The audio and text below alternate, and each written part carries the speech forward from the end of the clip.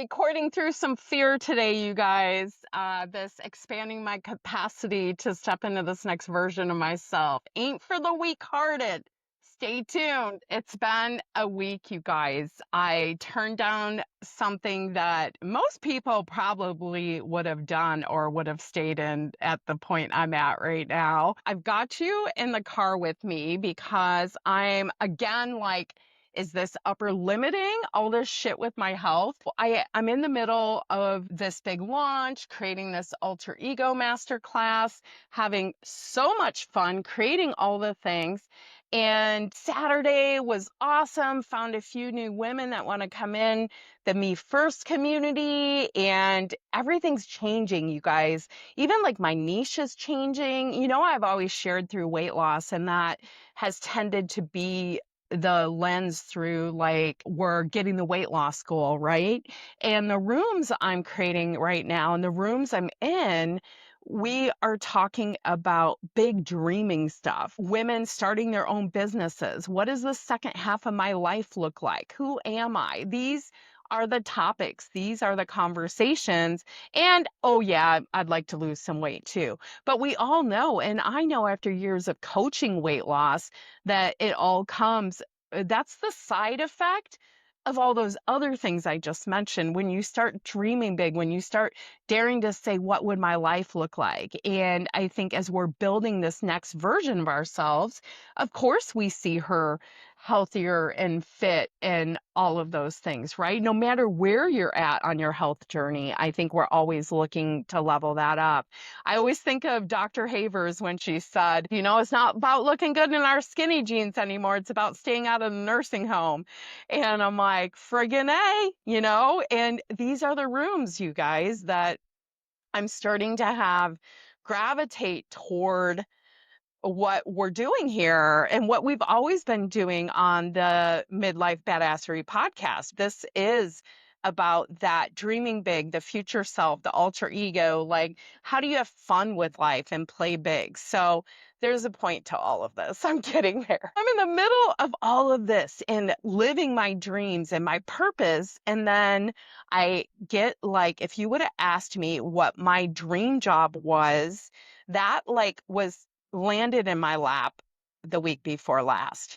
And I was really struggling, like, okay, is this a sign from the universe that I'm meant to go down this path? And I really had like no energy around it at all, which is usually not a great sign for me to have no energy. I'm like, okay, is this the smart thing to do? Oh my God, you guys, it bucked up against so many of my limiting beliefs.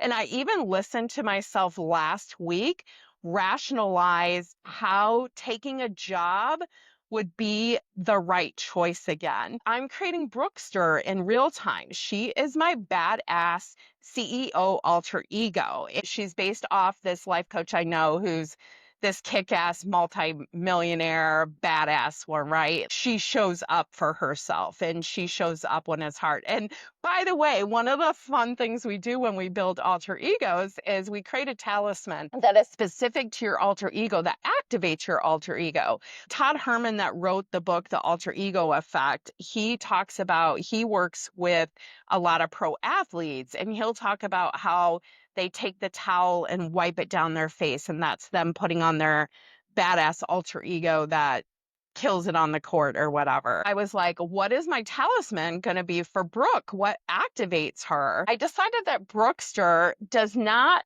work in her yoga pants. She puts real pants on. So that's it. It's like, we're talking low barrier shit over here. She basically gets up and gets ready to step into that role. And there's certain things in what I would consider this work version of myself that were also in Slayer. That was my alter ego I created to lose weight. Like on my weight loss journey, she was born out of that. So when I combine both of these, what I'm finding now is, oh my God, I've got to go back and revisit Slayer on my weight loss journey because I feel like her foundations have gotten a little weak. Like, what really drives her? What are her core values? What are these things she shows up for? Because they're so different than my Brookster alter ego. She is very organized and disciplined and shows up. Now, she's minimalist. Slayer is much more of the adventure, fun, but she slays the goals. There's still some overlap in them, but I just realized how powerful it was to have an alter ego for each one of them.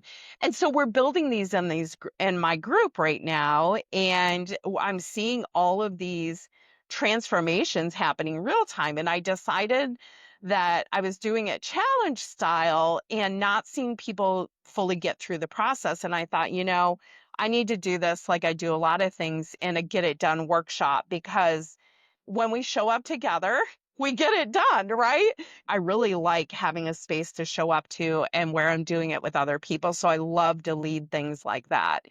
And as we're doing this alter ego masterclass, and my coaches really pushed me, they said, you need to talk about your other community. I'm like, well, I'm talking about it, but they're like, no, you need to invite people to it now.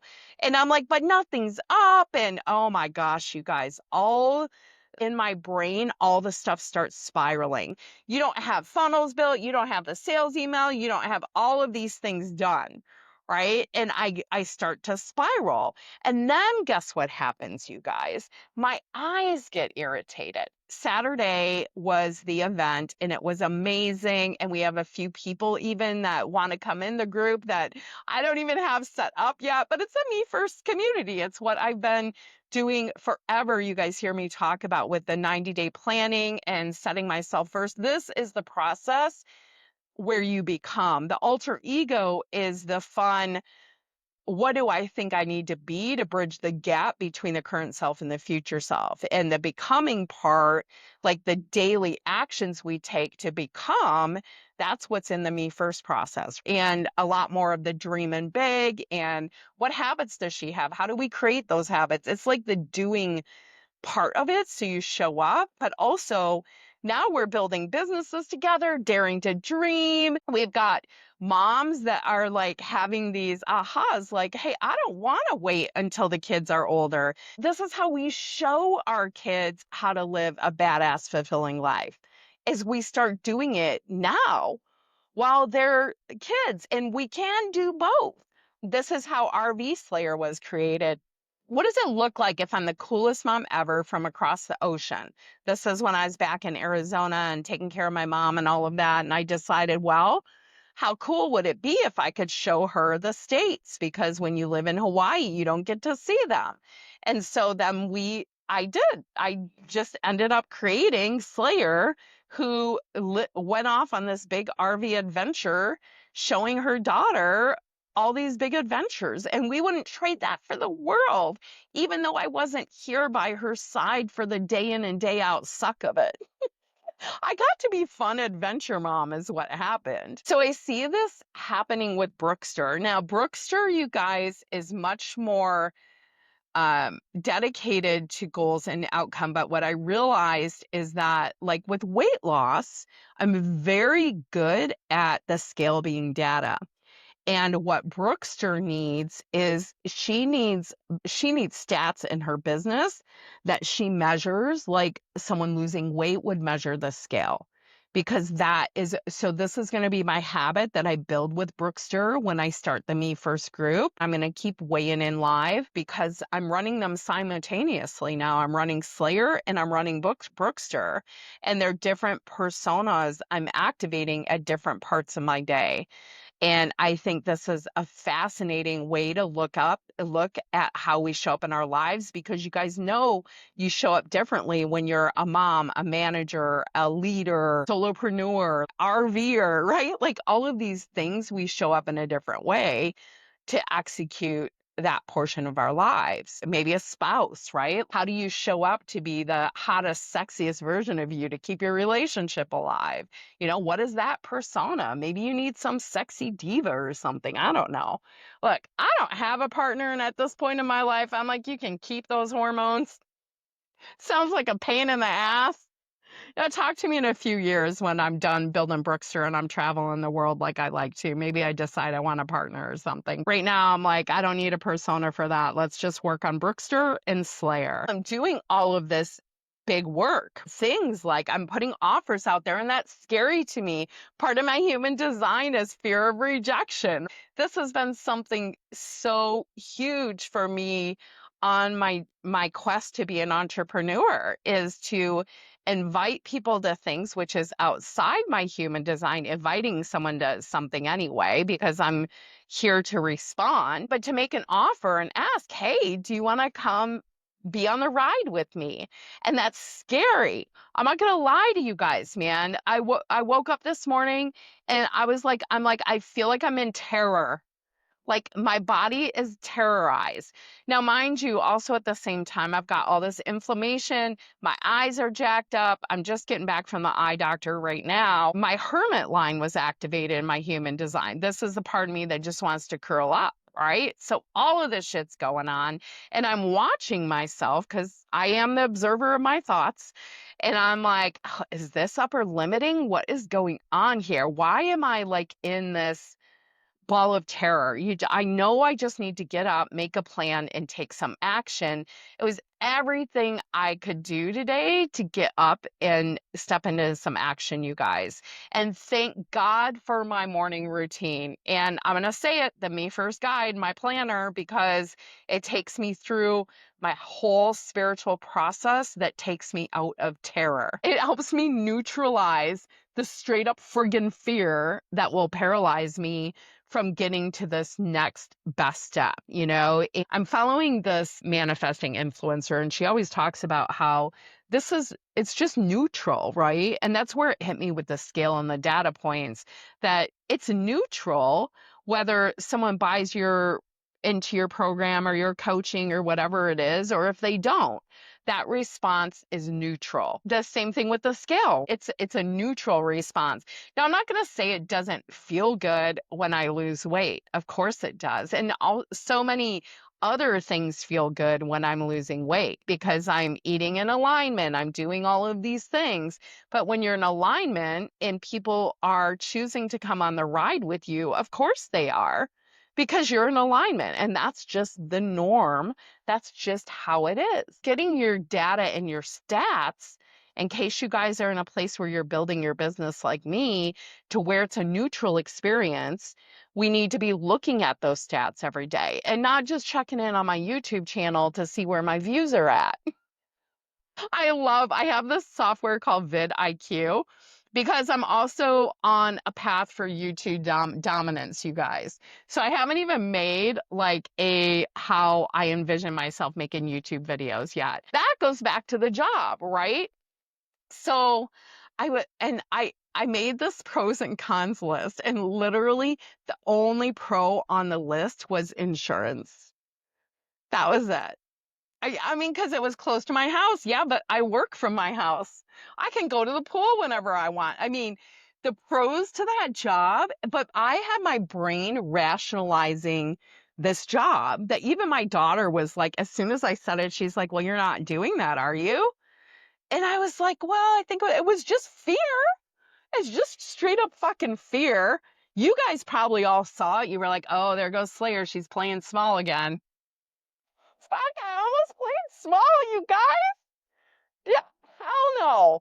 Next time that happens, smack me up, man. Smack me up. Because I'm like, I am here to step into the arena, and that means facing all of this fear. It feels so fucking uncomfortable.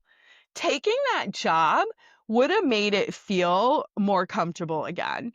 Right? I could have sat back. I could have taken my time creating stuff. I could have yada yada. I wouldn't have been as scary. I wouldn't have had to really ask people to come slay it with me in fear of rejection, right? Like I wouldn't have had to expose myself to that. Do you hear this, you guys? Do you hear how therapeutic this is to tell your story?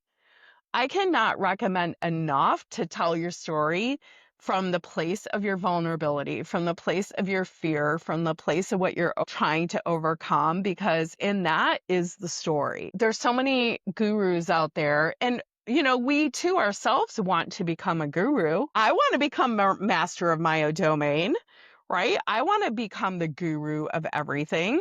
But if I'm telling you about it when I'm there, it's not as impactful as when I'm in the midst of the mud and you see someone come out the other side of it. You see me go through this. You know what? I'm not going to go back to play small and take a job. I'm going to step into the fear. I took a day and let my eyes, because I literally couldn't look at a screen, got in with the eye doctor today. We came up with a game plan for my screen time. I've got to take multiple breaks to use eye compresses throughout the day. I've got these eye drops. It's a whole thing, you guys, right? But I'm like, I'm not playing no matter what. We get up over and over again. And here we fucking go. Here we go. So I couldn't be more excited that you guys are on the ride with me. Thanks for driving home with me. I just wanted to tell you guys, ball of fucking fear. Not gonna play small, and I'm terrified in the same breath. So that's what that is all about this week. And at some point, this will all be normal.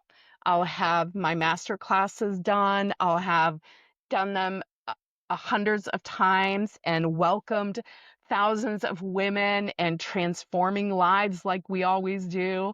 It was really fun when I put together the slides for the master class.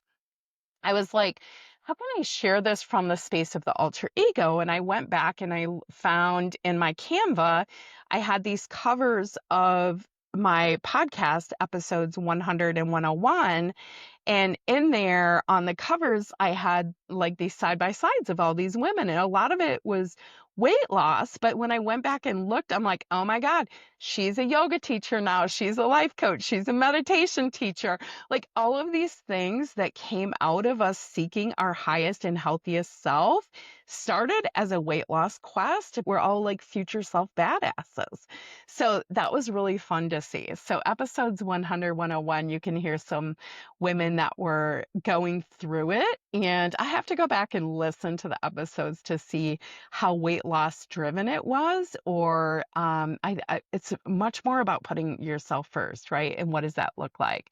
So I'm excited as I open the group this time. I'm running a weight loss goal and my business goal simultaneously. So I'm going to do some edits to the Me First guide and the planner to hold the space for both of those. So that's what I'm getting ready to go create today. Did you know that the emotion in your body for excitement and anxiety and excitement can be the same type of feeling in your belly? So I'm going to channel this into excitement and go light this bitch up. And thanks for dealing with my eyes today. If you're on camera with me, they are red, sensitive. I can't go anywhere without shades on right now. So, all right. Until next week, Slayer out.